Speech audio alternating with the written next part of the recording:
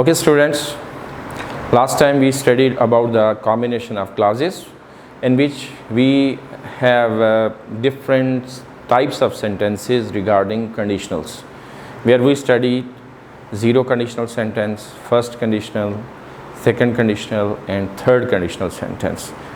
And when with time conditionals like when plus v1 and then when plus v2. So we have already gone through all these sentences. Today we are to study about the combination of words, as there is a logical connection or relationship between two clauses. Similarly, when we use different words in a sentence, they have some sort of logical connection. So what are these connections and what sort of probable mistakes are there? I mean, कौन से words के दरमियान जो है वो connection बनता है और कहाँ पे गलती हो सकती है, right? So let's start. We have here the word the same. This is a phrase the same. We use that with this phrase the same. If we use who or which, that will make it across. ये गलत हो जाएगा जी. अब इसका एक example लेंगे तो फिर आपको क्लियर हो जाएगा कि हमने क्या करना है. अगर सेंटेंस के अंदर ये फ्रेज आ जाए द सेम, तो इसके साथ हमने दैट चूज़ करना है. चाहे यहाँ पे हमारा जो नाउन है वो चाहे कोई पर्सन हो या कोई थिंग हो या कोई एनिमल हो, राइट? हमने अंडर ऑल कंडीशंस क्या करना है, द सेम के साथ हमेशा हमने दैट यूज़ करना है. अगर इसकी जगह पे हम हो या विच यूज़ करेंगे तो ये हमारी मिस्टेक हो जाएगी, right? So let's have an example. Like look at this.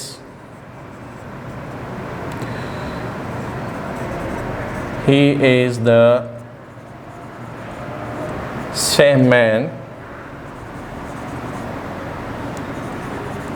who met me in the market,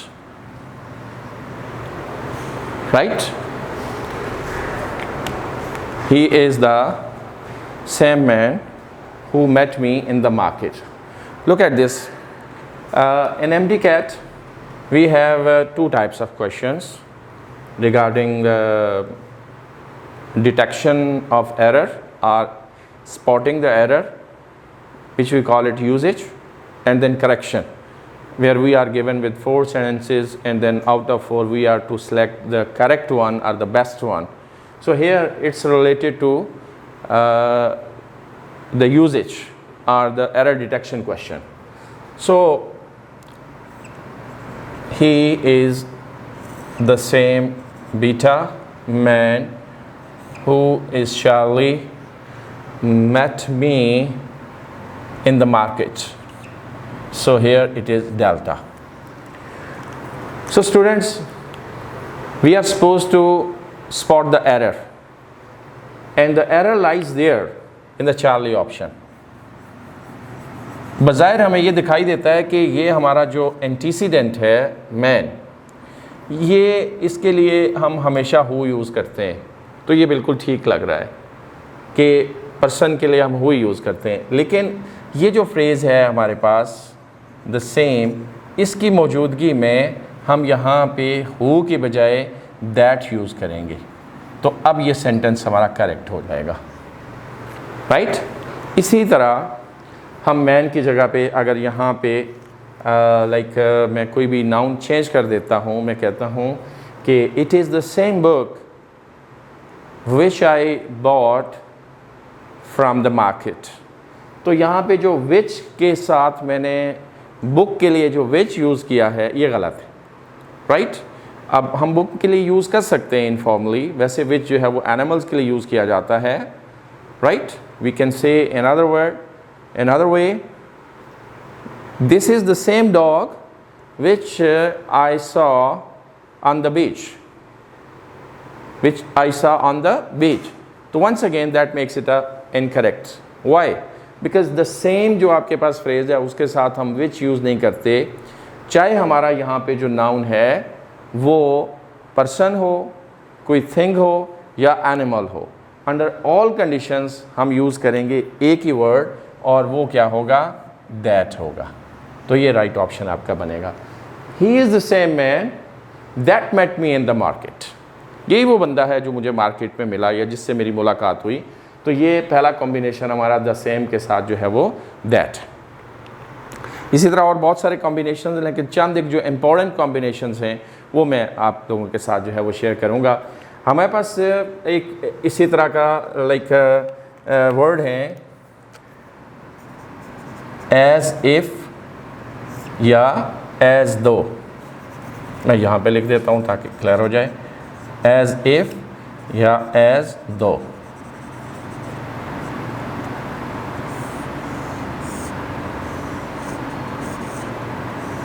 ये हमारे पास जो है वो दो वर्ड्स हैं, कंजंक्शंस के तौर पर भी यूज़ होते हैं, राइट। इनके साथ हमारे पास जो है डिफरेंट कॉम्बिनेशंस आते हैं और अमूमन यहाँ पे एग्ज़ाम्पल मैं आपको अभी देता हूँ, लेकिन अमूमन यहाँ पे एग्ज़ामिनर जो है वो क्वेश्चन भी पूछ लेता है। तो एज़ इफ़ या एज़ दो से पहले हमारे पास जो है दो पॉसिबिलिटीज़ हैं। ठीक हो गया जी, कि यहाँ पे हम लाइक प्रेजेंट टेंस यूज़ कर लें या यहाँ पे हम पास्ट टेंस यूज़ कर लें। अगर हम प्रेजेंट टेंस यूज़ करेंगे तो डेफिनेटली यहाँ पे हमारे पास क्या हो जाएगा, V1 आ जाएगा, क्योंकि प्रेजेंट टेंस के अंदर हम वर्ब की फर्स्ट फॉर्म यूज़ करते हैं। और अगर हम पास्ट टेंस यूज़ करेंगे तो यहाँ हमारे पास जो है वो V2 आ जाएगा। ठीक है, अब यहाँ आपके पास सब्जेक्ट आ जाएगा दोनों केसेस में। तो इसका मतलब ये हुआ कि ये एक स्ट्रक्चर हमारा बन जाएगा कि subject plus first form of verb, right. उसके बाद हमारे पास ये जो है कनेक्टर है एज इफ़ या एज दो, राइट। तो हमारे पास क्या पॉसिबिलिटीज़ हैं, इसके बाद यहाँ पे ना क्या आना है, यहाँ पे फिर सब्जेक्ट आएगा। अब ये सब्जेक्ट जो है ये सिंगुलर भी हो सकता है और ये प्लूरल भी हो सकता है, राइट। यानी सब्जेक्ट जो है लाइक सिंगुलर है तो फ़र्ज़ किया ये आए या ही आ जाएगा, और अगर प्लूरल है तो ये या यू आ सकता है या वी आ सकता है या दे आ सकता है। यहाँ पे ये ही शी इट में से कोई एक आ सकता है। ठीक हो गया। अब हम क्या देखेंगे कि अगर तो हमारे पास जो है एज इफ़ या एज दो से पहले यहाँ पे प्रेजेंट इनडेफिनिट टेंस है,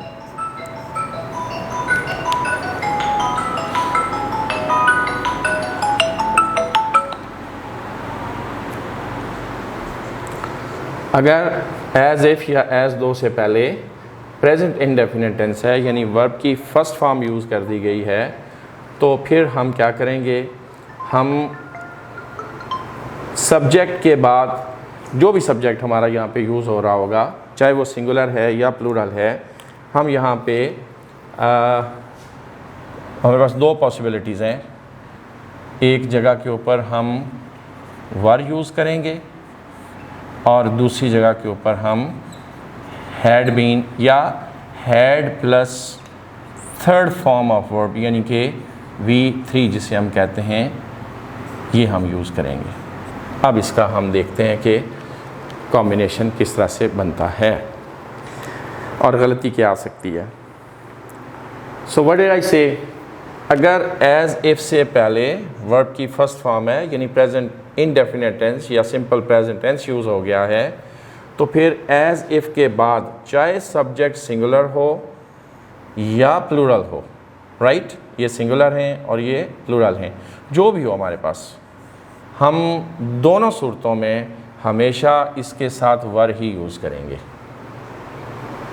ठीक है जी, मैं इसको रिपीट कर देता हूँ कि एज इफ़ और एज दो से पहले अगर आपके पास वर्ब की फर्स्ट फॉर्म आ गई है तो हम क्या करेंगे, हम एज इफ़ या एज दो के बाद चाहे हमारा सब्जेक्ट यहाँ पे सिंगुलर हो या प्लूरल हो, हम दोनों सूरतों में यहाँ हमेशा वर यूज़ करेंगे। So what are the possible mistakes?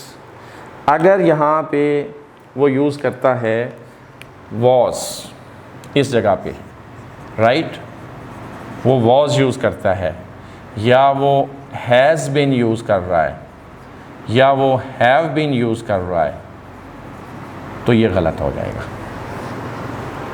ठीक है जी, ये पॉसिबल मिस्टेक्स हैं।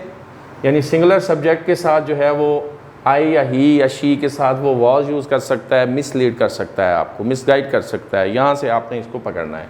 या फिर जो है वो हैज़ बीन और have been according to the subjects जो है वो यूज़ कर सकता है। जो अमूमन स्टूडेंट्स के माइंड में ये होता है कि जैसे आई के साथ हैव बीन यूज़ करते हैं और ही शी इट के साथ जो है वो हैज़ बीन यूज़ किया जाता है, लेकिन हमने इस स्ट्रक्चर के साथ जो है ना तो वॉज यूज़ करना है, ना ही हैज़ बीन यूज़ करना है, ना ही हैव बीन यूज़ करना है। सिर्फ अगर हमने यूज़ करना है तो वो वर्ड यूज़ करना है। इसका ताल्लुक़ इसके साथ ऐसे बन जाएगा। ठीक हो गया जी। अब आ जाएं दूसरी तरफ।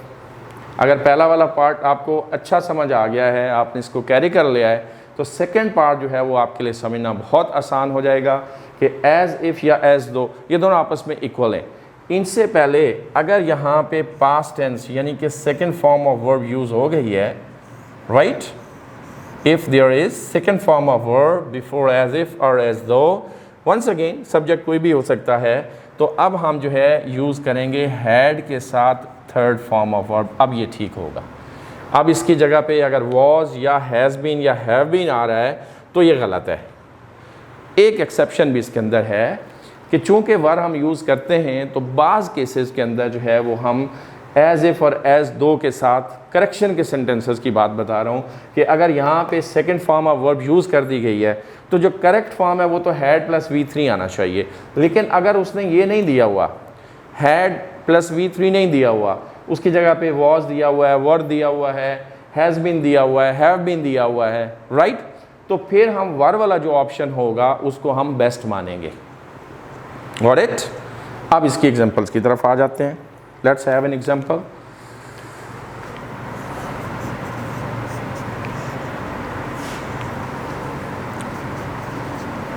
He talks as if he was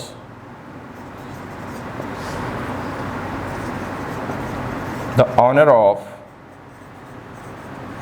Tosha. He talks as if he was the owner of Tosha. Look at this. He talks. Now that makes it V1. ये असल में ये इंडिकेटर है आपका कि जो हम एस या एस लगाते हैं वो हमेशा हम प्रेजेंट इंडेफिनिट टेंस में वर्ब की फर्स्ट फॉर्म के साथ यूज़ करते हैं। और किसके साथ यूज़ किया जाता है? थर्ड पर्सन सिंगुलर प्रोनाउन के साथ। जो ही है that is third person singular pronoun. तो इसके बाद ये आपका जो है यहाँ पे एज इफ जो है इसको कनेक्ट कर रहा है, ये कनेक्टर है। और इसके बाद यहाँ देखें तो ही once again singular subject choose किया, तो अपेरेंटली हमें ऐसे दिखता है कि ये जो वॉज है ये बिल्कुल ठीक है। लेकिन असल में मैंने आपको बताया कि यहाँ पे अगर वॉज या हैज़ या हैव आ रहा है तो इसका मतलब है दैट मेक्स अ मिस्टेक, ये गलत हो जाएगा। अब इसकी जगह पे हमें क्या यूज़ करना चाहिए? अब हमें कहना चाहिए he talks as if he were the owner of Torshia. अब ये जो वर्ड हमने यूज़ किया यहाँ पे ये बिल्कुल ठीक है, ये हमने एज इफ़ की वजह से यूज़ किया। सेकंड एग्जांपल ले लेते हैं इसी की सेकंड यानी फॉर्म के साथ, वर्ब की सेकंड फॉर्म के साथ। लाइक ही बिहेव्ड एज दो और एज इफ़। मैं यहाँ पे एज दो के साथ कर देता हूँ ताकि आपको आइडिया हो जाए कि एज इफ़ और एज दो जो है वो दोनों सेम लेवल के वर्ड्स हैं। एज दो, अब यहाँ पे अगर इसके साथ मैं वंस अगेन मैं ये यूज़ करता हूँ he was the boss of our company. ठीक हो गया जी। तो once again there lies a mistake. Mistake कहाँ पे है? मिस्टेक जो है वंस अगेन कहाँ है? लुक एट दिस स्ट्रक्चर को देख लेते हैं। बिहेव जो है हमने यूज़ किया है, तो that is actually the second form of verb. ये जो सेकंड फॉर्म है ये है पास्ट इंडेफिनिट। ये क्या है जी? ये पास्ट इंडेफिनिट टेंस है। सेकंड फॉर्म हम सिर्फ जो है पास्ट इंडेफिनिट में यूज़ करते हैं। तो उसके बाद ये हमारे पास ज्वाइनर है, अब मैंने यूज़ कर लिया है एज़ दो, एज़ इफ़ की जगह पे। ये एज़ इफ़ या एज़ दो हम इसको रिप्लेस कर सकते हैं। ये जो मैंने वंस अगेन यहाँ पे वॉज यूज़ कर दिया है, अब ये गलत है, जैसे पहले गलत था। अब इसकी जगह पे हम वर्ब भी नहीं लगाएंगे, अब इसकी जगह पे हम बिहेव्ड की वजह से, सेकेंड फॉर्म ऑफ वर्ब की वजह से अब यहाँ पे लगाएंगे he had been the boss of our company. So that makes it correct sentence. He behaved as though he had been the boss of our company. Right? ये आपकी correction हो जाएगी और ये कॉम्बिनेशन है हमारे पास जो है as if और as though के साथ। इसी तरह हम जो है ना क्या करते हैं, हम जैसे फ्रॉम है तो फ्रॉम के साथ हम दो तरह की प्रपोजिशंस या दो वर्ड यूज़ करते हैं। फ्रॉम के साथ हम टू भी यूज़ करते हैं और फ्रॉम के साथ हम जो है वो टिल भी यूज़ करते हैं। तो हमेशा याद रखना जहाँ टाइम की बात होगी तो फ्रॉम के साथ हम टिल यूज़ करेंगे। Like I have been working here from morning till evening. लेकिन अगर मैं डिस्टेंस की बात करूँगा तो फिर मैं यूँ कहूँगा कि like I would like to travel from Islamabad to Lahore. अब यहाँ पे इस्लामाबाद से लाहौर तक का जो लाइक डिस्टेंस की बात हो रही है, तो डिस्टेंस के लिए मैं फ्रॉम के साथ टू यूज़ करूँगा और अगर मैं टाइम की बात करूँगा तो मैं फ्रॉम के साथ टिल यूज़ करूँगा। ठीक है जी। ये बड़े छोटे छोटे वर्ड्स हैं और इसमें बाज़ औक़ात जो है वो क्वेश्चंस आ जाते हैं और समटाइम्स स्टूडेंट जो है वो कंफ्यूज हो जाते हैं। तो आपने बेटा कंफ्यूज नहीं होना, आपने इसको याद रखना है। सिमिलरली आगे बढ़ते हैं। हमारे पास जो है कुछ एडवर्ब्स हैं लाइक जो जिनके साथ हम इन्वर्जन करते हैं, राइट, और उनके साथ हम कॉम्बिनेशन में भी हम देखते हैं। हमारे पास जो वर्ड्स हैं, let me clear the first one, I hope you are it. तो इसको मैं क्लियर कर देता हूँ।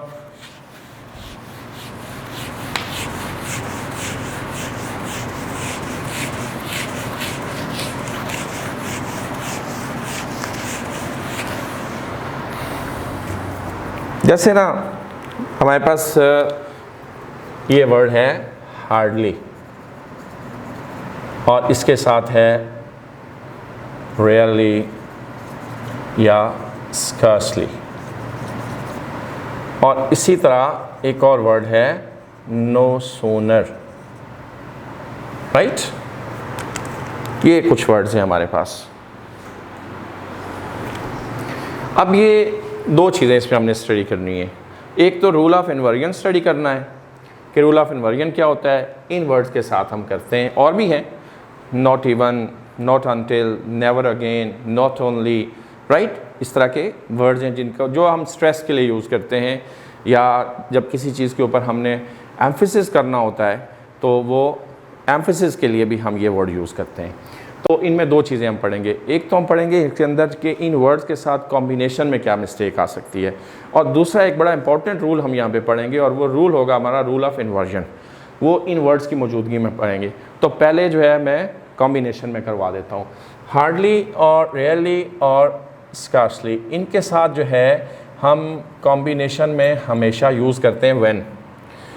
अगर इसकी जगह पे वो देन या देन यूज़ करता है तो then that makes it wrong, ये गलत हो जाएगा।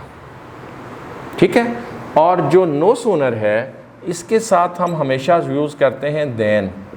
अगर इसके साथ जो है वो यूज़ करता है व्हेन तो ये गलत हो जाएगा। ठीक है।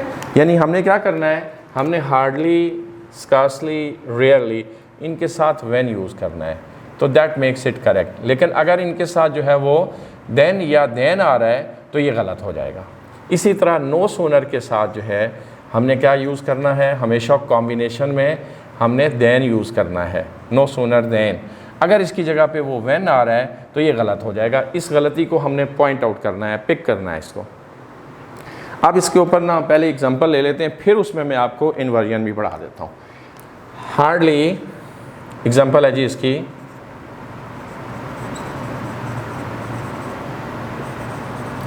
had I reached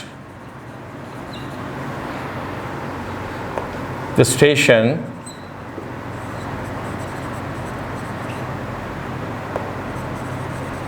then I heard a blast, right? So पहले स्टेज के ऊपर हम ये देखेंगे कि हार्डली है, तो हार्डली के साथ हमने कहा था कि हमने देन यूज़ नहीं करना। अगर देन यूज़ हो रहा है तो वो गलत हो जाएगा। इसका मतलब है कि यहाँ पे देयर लाइज योर मिस्टेक। इसके साथ कॉम्बिनेशन में क्या आना चाहिए, यहाँ पे व्हेन आना चाहिए, तो ये ठीक हो जाएगा, राइट? अब देखिए what is inversion. Look at this part of the sentence. Had helping verb है, ये आई जो है ये सब्जेक्ट है, और उसके बाद आपको पता है हैड, हैव और हैज़, इनके साथ हमेशा हम वर्ब की थर्ड फॉर्म यूज़ करते हैं। ये थर्ड वर्ब है या वर्ब की थर्ड फॉर्म है। अब होना क्या चाहिए था, इसको जाना चाहिए था प्रॉपर, इसकी जो पहले मैंने आपको बताया कि SVO या SVC जो एक सिंपल स्ट्रक्चर है उसके साथ जाना चाहिए था, लेकिन यहाँ पे मैंने क्या किया, हेल्पिंग वर्ब को सब्जेक्ट से पहले लगा दिया। इसको कहते हैं रूल ऑफ इन्वर्जन। ये इन्वर्ट हो गया, हेल्पिंग वर्ब बाद में आना चाहिए था, मैंने उसको पहले लगा दिया। क्यों पहले लगाया भाई, इस हार्डली की वजह से लगाया। क्यों कि ये किसके लिए यूज़ किया जाता है, ये स्ट्रेस या एम्फेसिस के लिए यूज़ किया जाता है। तो यहाँ जो दूसरी गलती कर सकता है एग्जामिनर जो है वो ये कर सकता है कि hardly I had reached the station when I heard a blast, right?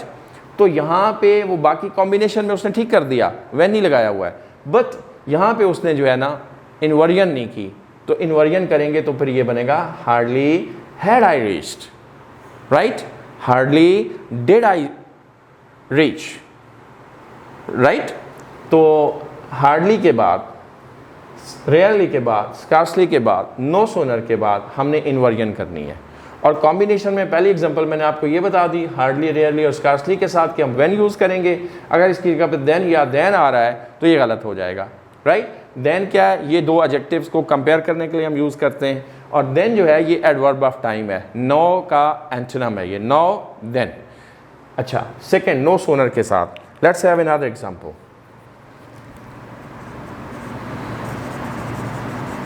No sooner did I, या you can say had I reached the class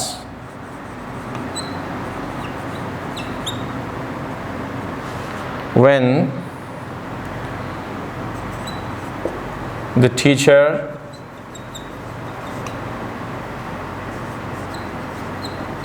finished his lecture। ठीक हो गया जी? अब देखिए नो सूनर के साथ हमने कहा कॉम्बिनेशन में हमने क्या पढ़ना है, कॉम्बिनेशन में क्या देन आना चाहिए। अब देखें यहाँ पे मैंने क्या यूज़ कर दिया, व्हेन यूज़ कर दिया। इसका मतलब है दैट मेक्स इट रॉन्ग, ये आपकी गलती हो गई। नो सूनर के साथ हम क्या यूज़ करेंगे, हमें देन यूज़ करना है, व्हेन नहीं यूज़ कर सकते। ठीक हो गया? और मैं रिवाइज कर देता हूँ इसको कि हैड आई रीच्ड, ये किसकी वजह से किया, ये हमने नो सूनर की वजह से किया। और क्या किया, ये इन्वर्जन कर ली हमने। So this is inversion. Inversion क्या है, हेल्पिंग वर्ब को उठा के सब्जेक्ट से पहले ले आना। और एंड देखिए इसका पीरियड के साथ हो रहा है, कोई क्वेश्चन मार्क नहीं है। हालांकि स्ट्रक्चर यहाँ पे वो वाला हमने फॉलो करवाया था जो पहले मैंने आपको बताया था कि हम हेल्पिंग वर्ब पहले ले आए सब्जेक्ट से, तो दैट मेक्स इट क्वेश्चन, तो ये इंट्रोगेटिव बन जाता है। तो ये जो आपके पास कॉम्बिनेशन थी इन वर्ड्स के साथ, ये हमने किया। चंद एक जो है ये इंपॉर्टेंट कॉम्बिनेशंस थे जो मैंने आपको बता दिए। आई होप कि आपको ये क्लियर हो जाएंगे। इनको बार बार रीड करें और इनको अच्छे तरीके से इनके ऊपर नए सेंटेंसेस बनाएं और इन स्ट्रक्चर्स को आप जो है वो अच्छे तरीके से अपने जहन में रख लें, पक्का कर लें, ताकि आगे चल के आपको इसकी कोई गलती अगर हो तो उसको फ़ौरन आप करेक्ट कर सकें या उसको आप पकड़ सकें। और इसका नेक्स्ट पार्ट इंशाल्लाह आपको जो है वो LMS के ऊपर जो है वो मिल जाएगा। Thank you very much.